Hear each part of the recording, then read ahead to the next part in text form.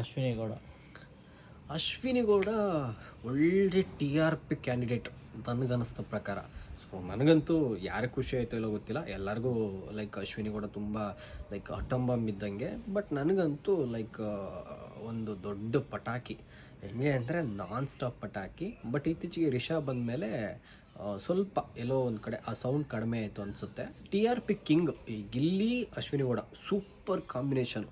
So ಅವರಿಬ್ಬರು big boss ಮನೇಲಿ ಇದ್ದರೆ ನಿಮಗೆ ನಾನ್ ಸ್ಟಾಪ್ ಎಂಟರ್ಟೈನ್ಮೆಂಟ್ ಅಂತಲೇ ಹೇಳ್ಬೋದು. ಒಳ್ಳೆ ಕ್ಯಾಂಡಿಡೇಟ್. ಬಟ್ ನನಗನ್ಸುತ್ತೆ ಕಿಚ್ಚ ಸುದೀಪ್ ಅವರು ಅವಾಗವಾಗ ಅಶ್ವಿನಿ ಗೌಡ ಅವ್ರನ್ನ ಕಂಡು ಹೆದರ್ಕೊಳ್ತಾರೇನೋ ಅಂತ. ಬಟ್ ನಾನು ಕಿಚ್ಚ ಸುದೀಪ್ ಅವರ ಕಟ್ಟ ಅಭಿಮಾನಿಯಾಗೂ ಹೇಳ್ತಾ ಇದ್ದೀನಿ, ನನಗೆಲ್ಲೋ ಸಮ್ಟೈಮ್ಸ್ ಆ ಥರ ಅನಿಸುತ್ತೆ.